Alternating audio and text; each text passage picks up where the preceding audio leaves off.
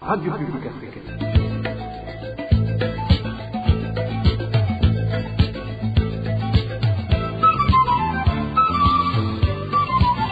Radio Publique Africaine.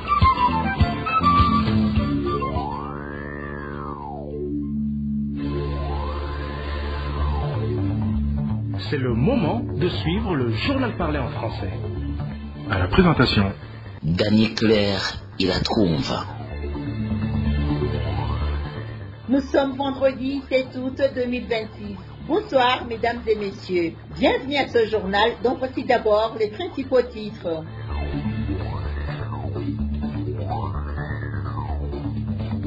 Abbé Sadid Kenemana compare le Burundi à Ninive et appelle à une libération du peuple burundais tout en rappelant aux dirigeants burundais que nul ne reste au pouvoir éternellement.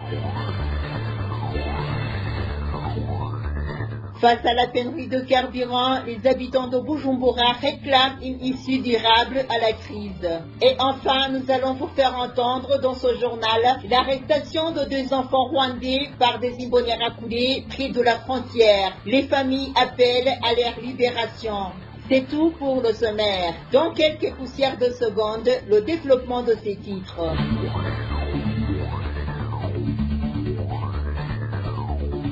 Ouvrons ce journal par la page politique. Les jours de répression et assassinat des Burundais diminuent du jour au lendemain. Dans l'homélie de ce vendredi, l'abbé Sadid Kenemana du diocèse d'Ongozi compare le Burundi à la ville de Ninive, une cité autrefois connue pour ses nombreux crimes. Tout comme Dieu a décidé de détruire Ninive, il est aussi aujourd'hui prêt à libérer le peuple burundais. Chers honnêtes du Seigneur, il nous est aujourd'hui donné de méditer sur la prophétie de Nahum, dont la parole résonne encore aujourd'hui avec une force singulière. Elle nous place devant un contraste saisissant. D'un côté, il y a les pas du messager qui annonce la paix, et de l'autre, le fracas des chars, la violence, la destruction et la chute de Ninive. Dans notre première lecture, le prophète Nahum annonce à la fois la bonne nouvelle du salut pour Juda et la chute de Ninive, cette ville qui écrase. Nahum décrit comment Ninive va être détruite. Mes chers amis, pourquoi Ninive doit-elle être détruite jusqu'à ses fondations, anéanties sans retour? Ninive était une grande ville, la capitale d'Assyrie, mais remplie de violence et de corruption. Elle ne cessait de répandre le sang. Elle était remplie de mensonges, de tromperies, pleine de rapines et vivait de pillages continuels. Devant cette situation chaotique, le Seigneur ne peut laisser ces choses se perpétuer indéfiniment. Il va révéler sa gloire. C'est pourquoi Dieu va disperser les habitants de Ninive, les réduire à néant, leur montrer que l'orgueilleux finit toujours par tomber. Frères et sœurs, ce que vivait Ninive, sert-elle une histoire aussi lointaine de nous que ces crimes sont absents chez nous? N'y a-t-il plus de sang qui est versé dans notre pays? Ici et là, des corps sans vie sont retrouvés dans les forêts, les ravins et les rivières. Nous entendons des disparitions forcées. Qui en sont les auteurs? Quelle honte pour nous! Nous évoluons à être pire que Ninive. À propos du mensonge, nous en avons dit et entendu, et c'est dégoûtant. Le faux serment ne fait plus problème. Ce qui est dit aujourd'hui ne peut pas être répété demain. Le vol et la corruption ont pris une ampleur de notre niveau dans notre pays et c'est devenu comme normal. Combien vivent de trafic et de magouilles? C'est une malédiction que nous attirons sur nous-mêmes et sur la nation. Les guerres ne cessent pas. Nous vivons les conflits interfamiliaux. Nous vivons les guerres de parole, surtout dans les médias. Et celui qui ose dénoncer est aussitôt pris comme un ennemi, comme s'il n'a pas le droit de se prononcer sur ce qui se fait dans sa famille, dans son milieu de vie. Si nous ne nous convertissons pas, le Seigneur nous humiliera, nous couvrira de honte et nos fautes seront étalées au grand jour. Le psaume 49 nous fait un clin d'œil. Tu fais cela et je m'ôtais. Tu penses que je suis comme toi, mais je vais te reprendre et tout mettre sous tes yeux. Chaque jour, nous évoluons vers le jugement, où Dieu fera justice aux opprimés. Ceux qui dirigent aujourd'hui le pays devraient se souvenir que personne ne règne éternellement. Le prêtre du diocèse d'Angodi insiste. Pour échapper à la fureur de Dieu, c'est la conversion sincère, renoncer à soi-même et accepter de porter sa propre croix, qui est différent de prendre sur soi un morceau de bois. Écoutez encore une fois Sadit Kenemana du diocèse d'Angodi. Pour échapper à sa fureur, le Seigneur nous demande de renoncer à nous-mêmes, de porter nos croix pour le suivre, comme nous l'avons entendu dans cette page de l'Évangile. Renoncer à soi-même ne signifie pas un mépris de soi, ni une dévalorisation de notre humanité. Il s'agit plutôt de renoncer à ce qui nous enferme, nos illusions de toute puissance, nos attachements qui nous paralysent, nos peurs qui nous empêchent d'aimer. Renoncer à soi, c'est laisser tomber ce qui en nous n'est pas vrai, ce qui n'est pas libre. C'est consentir à être purifié de ce qui nous détourne de Dieu et des autres. Porter sa croix ne signifie pas prendre sur soi un morceau de bois ou s'attirer librement des problèmes. Porter sa croix, c'est accueillir dans notre vie ce qui nous pèse, les blessures du passé, les difficultés à accomplir nos responsabilités, les épreuves qui demandent patience, courage et fidélité. C'est porter tout cela avec Jésus, car la croix n'est pas une malédiction. C'est là que Jésus donne la nouvelle vie. Cela nous conduit à suivre Jésus, à aimer comme lui, à être miséricordieux comme lui. Bref, c'est de laisser transformer notre vie pour chasser les ténèbres et faire de nous des fils de lumière. La recherche passionnée de nos intérêts égoïstes ne fait que ruiner notre âme. Sur le plan justice, Pierre Cléver Mbonima, président de la PRODH, dit que environ 350 détenus demeurent encore incarcérés dans différentes prisons du Burundi, alors que certains ont déjà été acquittés par la justice et que d'autres ont purgé entièrement leur peine. Ces informations ont été communiquées lundi dernier dans l'émission Ijambonigwawe de la RPA par Pierre Claver Mbonima, président de la PRODH. Mbonima indique également que de nombreux détenus meurent dans les prisons à raison de la surpopulation carcérale. Il ajoute que les prisonniers malades manquent souvent de médicaments, une situation qui conduit certains d'entre eux à perdre la vie. Naho babaje umwiro wabo naho sentare yoba yarabejeje badashobora kuzopa batatu babera umunyoro. Il y a des détenus qui ont déjà terminé leur peine ou qui ont été acquittés par les tribunaux, mais qui restent malgré tout en prison. C'est le cas notamment de personnes accusées d'atteinte à la sûreté de l'État, d'appartenir à des groupes armés ou d'avoir participé à des manifestations. Beaucoup d'entre elles ont purgé leur peine ou ont été reconnues innocentes par la justice, mais elles ne sont toujours pas libérées. Nous connaissons même des personnes qui auraient dû être libérées depuis 2020 et qui sont encore en détention. Il y a quelques mois, nous avons fait un recensement et nous avons trouvé plus de 580 détenus dans cette situation. Ensuite, les commissions mises en place par les autorités ont permis la libération de 100 à 200 personnes. Aujourd'hui, nous estimons qu'il reste encore environ 350 détenus qui devraient être libérés. Lorsque nous demandons des informations, les responsables des prisons nous donnent les chiffres de chaque établissement, comme la prison de Mumba ou celle de Muyinga. En les additionnant, nous arrivons à ce total. Ces détenus continuent de manger la nourriture payée par l'État alors qu'ils ne devraient plus être en prison. Ils souffrent aussi de la faim. Lorsqu'ils tombent malades, ils ne reçoivent pas toujours les soins nécessaires et certains meurent en prison faute de médicaments. Pour moi, la situation du pays est très inquiétante. Quand je vois ce qui se passe, j'en ai les larmes aux yeux. Aujourd'hui, les prisons du Burundi comptent environ 12 300 détenus, alors qu'elles ont été construites pour accueillir seulement 4 300 personnes. Cela signifie qu'il y a près de 8 000 détenus de trop, ce qui provoque une très forte surpopulation carcérale. Comme je vous le disais en titre, 2 enfants originaires du pays voisin, le Rwanda, sont détenus dans le cachot de la commune de Kilemba depuis ce mercredi. Tous 2 ont été arrêtés par des membres des Imbonerakure sur la colline Chongoli à la frontière entre le Burundi et le Rwanda, alors qu'ils étaient en train de couper des herbes et des vaches tout près de Kanyaru. Leurs familles demandent leur libération.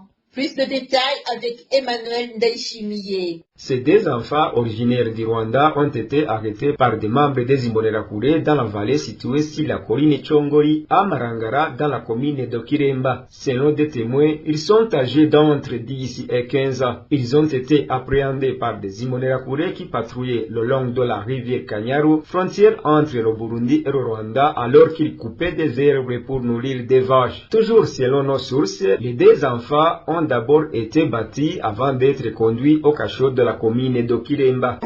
Les 2 enfants ont traversé la rivière Kanyaru à la nage pour aller chercher les herbes de leur bétail dans la localité d'Okchongoli. Ils ont été appréhendés par des Imbonerakure qui patrouillent le long de la Kanyaru. Après avoir constaté qu'ils étaient de nationalité rwandaise et non burundaise, ces derniers les ont d'abord passés à tabac. Selon les informations recueillies, les 2 enfants sont détenus sans que personne ne puisse leur apporter de la nourriture.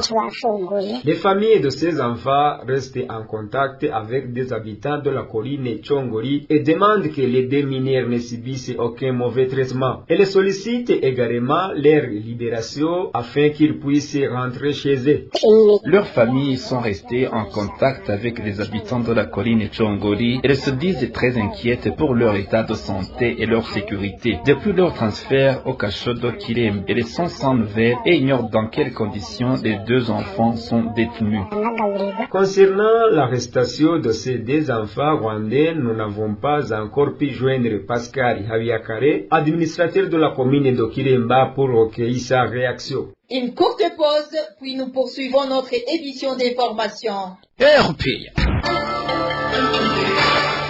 Une jeune fille est portée disparue dans la zone de Buganda, commune Chibitoke, dans la province de Bujumbura, fin juillet 2026. Ses proches affirmaient qu'à ce jour, ni les autorités locales, ni la belle-mère qui l'élevait n'apportent aucune aide concrète pour la retrouver. Ils demandent à la police de trop s'impliquer pour que cette fillette soit retrouvée et remise à la famille. Le point avec Walter Kwizera. Cette fillette disparue est nommée Ishimwe Ozana de 10 ans, élève de l'école primaire Source du Savoir. Elle était élevée par sa belle-mère, connue sous le surnom d'Onadine. Selon des témoignages recueillis sur place, l'enfant entretenait des relations difficiles avec sa belle-mère et subissait de fréquents coups, notamment en raison de l'absence de son père biologique, parti travailler en République démocratique du Congo depuis quelque temps. Après avoir enduré cette vie pénible, la fillette a disparu le 25 juillet 2026, selon l'un de ses voisins. Nous sommes voisins du chauffeur de taxi et de la dame. Apparemment, l'homme et sa femme avaient une relation conflictuelle, à tel point que le mari, chef de famille, a fini par partir et ne jamais revenir. L'enfant étant élevé par la femme, celle-ci le maltraitait, l'insultait, le blessait et le mettait mal à l'aise. Témoin de ses agissements, et voyant que son père était parti sans jamais revenir, la petite fille s'est enfuie à son retour car elle était harcelée.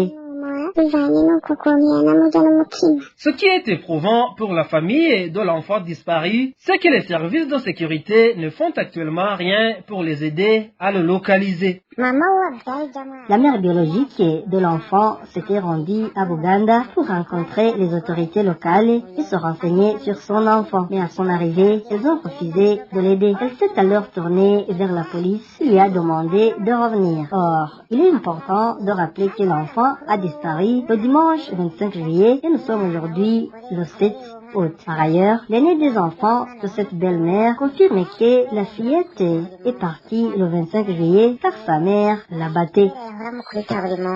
Profondément bouleversée, la famille de l'enfant disparu appelle la police et les autres autorités compétentes à intensifier leurs efforts pour le retrouver. Nous sommes profondément indignés par le comportement des représentants du gouvernement. Nous vous demandons de défendre le droit de l'enfant à être retrouvé vivant et de mettre fin à l'injustice que vous êtes en train de commettre. Les responsables de la zone de Buganda sont au courant de la disparition de l'enfant. Toutefois, jusqu'à présent, ils n'ont entrepris aucune action concrète pour la localiser. Merci à Walter Kwizera pour son reportage. Poursuivons avec les réfugiés. Les maladies liées au manque d'hygiène, telles que la fièvre typhoïde et les vers intestinaux, surtout pour les jeunes enfants, touchent particulièrement les réfugiés, y compris les Burundais, vivant dans le camp de Nakival en Ouganda. Selon notre source, au sein du camp, ces maladies sont particulièrement provoquées par la consommation d'une eau insalubre, contaminée par des déchets. Faute d'alternative, de nombreux réfugiés la consomment sans la faire bouillir. Cette source témoigne après avoir déjà alerté sur la grave pénurie d'eau à laquelle ces réfugiés sont confrontés dans ce camp. ubwa mbere hariho uruzuba rwinshi cyane ngaha na Kivale rwinshi rurenze urugero kandi rumaze amezi guhera mu kwezi kwa kane hari uruzuba gushika isa numva uca wibaza rero ko aho hantu hameze kubera izuba ni ryinshi cyane À Nakivale, le soleil est très intense. Depuis le mois d'avril jusqu'à aujourd'hui, la chaleur est très forte. Il y a bien quelques moments où il fait un peu frais, mais ils sont rares. Les enfants qui vont à l'école souffrent énormément de cette chaleur. Les conséquences sont graves. Beaucoup de personnes tombent malades de la fièvre typhoïde. Cette maladie est largement répandue à cause de la mauvaise qualité de l'eau qui est souvent contaminée. La situation est très difficile. Heureusement, jusqu'à présent, Dieu nous a protégés. Il n'y a pas d'épidémie de choléra ni de dysenterie. S'il existe quelques cas, ils restent isolés. En revanche, la maladie qui frappe le plus le camp de Nakivale est la fièvre typhoïde.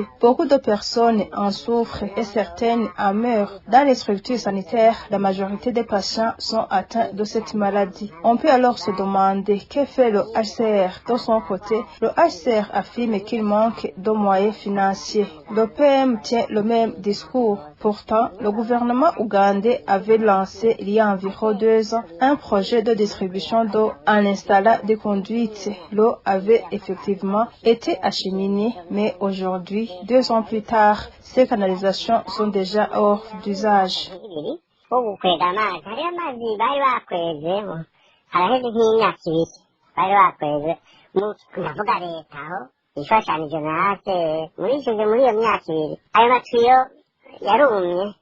Nous passons maintenant à Gatumba, où les habitants de la zone de Gatumba, riverains de la rivière Rusizi, saluent les travaux de construction d'une digue sur ce cours d'eau menés depuis plusieurs jours par le service de charité et de développement de l'archevêque de Bujumbura. S'exprimant au micro de la RPA, ces résidents expliquent avoir subi d'immenses pertes causées par des crues répétées de la Rusizi. Ils lancent un appel aux autres bienfaiteurs afin qu'ils soutiennent cette initiative et permettent ainsi d'élargir la zone de protection. Éloge du vin Remécha. Les travaux de construction d'une digue le long de la rivière Rusizi ont débuté dans la zone d'Ogatumba le 17 juillet de cette année. Selon le site d'information de l'archidiocèse de Bujumbura, ces travaux sont réalisés par l'Odedebu Caritas, le service de l'église catholique chargé des œuvres caritatives et du développement. Cette organisation est en train de prolonger l'ouvrage sur 2,5 km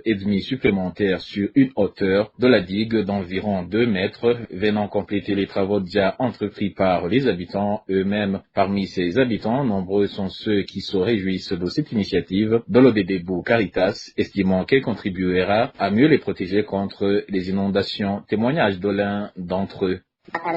Ces activités de construction sont d'une grande importance pour la population. Nous avons retrouvé confiance. Même si ces inondations se reproduisent, elles ne nous atteindront plus. Ce serait encore mieux si la digue était construite tout le long des berges afin que les inondations n'atteignent plus personne. Tout en saluant cette initiative, certains habitants ainsi que certains administratifs locaux estiment que ces travaux seraient encore plus utiles s'ils étaient prolongés jusqu'à l'endroit appelé Vugizo. En effet, une fois les travaux de l'ODD Caritas achevés, il restera encore environ 4 km à aménager pour que la digue atteigne Vugizo, d'où ces habitants lancent un appel aux autres bienfaiteurs afin qu'ils apportent également leur soutien. Pour que cette digue nous protège suffisamment, il faut qu'elle soit construite d'ici au pont Gatumba Kadjaga jusqu'à Vugizo. Cela aiderait beaucoup de personnes qui y vivent et qui ont déjà perdu de nombreux biens, surtout pendant les périodes de fortes pluies. Depuis de nombreuses années, les crues de la rivière Lusidi causent d'importants dégâts dans les localités riveraines. Elles ont déjà détruit des habitations, des infrastructures publiques, des terres agricoles, ainsi que d'autres biens qui constituent les moyens de subsistance des populations vivant à proximité de cette rivière. Merci à Eloge Divin Remécha. En ce qui concerne le carburant à Bujumbura, la pénurie de carburant continue de s'aggraver dans plusieurs localités de la capitale économique Bujumbura. De nombreux habitants qui exercent leurs activités dans la ville éprouvent de sérieuses difficultés à se déplacer et s'interroge sur la date à laquelle une solution durable sera apportée à cette crise.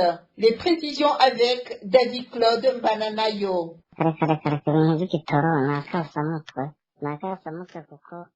La voix est celle d'un habitant de la capitale économique Bujumbura qui déplore que la pénurie de carburant ne cesse de s'aggraver sans qu'une solution durable ne soit trouvée. Comme d'autres citoyens qui se sont confiés à la radio RPA, il affirme qu'il est devenu quasiment impossible de se procurer du carburant, qu'il s'agisse d'essence ou de gazole, dans les différentes stations-service de la ville. Il souligne également que le système de distribution par ordre de plaque n'est plus respecté, certains véhicules ne parvenant jamais à être servis, selon les informations recueillies par nos sources. Jusqu'aujourd'hui, personne ne peut affirmer que le carburant est de nouveau disponible, même en faible quantité. La plupart des automobilistes ont d'ailleurs renoncé à faire la queue selon leur plaque dans les stations-service, après avoir passé parfois toute une semaine à attendre sans obtenir de carburant. Ceux qui ont eu la chance d'en obtenir ne sont parvenus qu'après 3 ou 4 tentatives. Désormais, dès qu'une liste des stations ayant reçu du carburant circule, les usagers se rendent massivement pour tenter leur chance.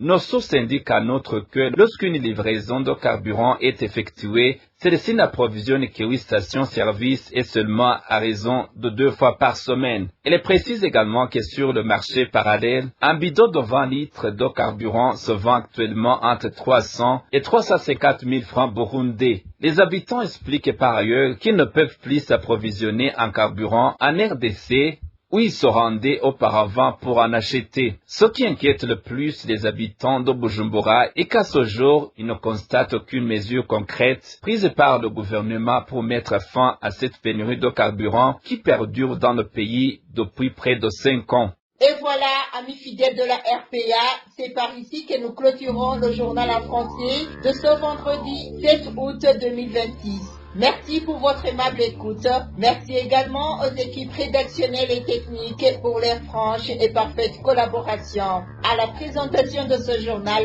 vous étiez avec Dani Claire Ilatkoumva. Merci de votre fidèle attention.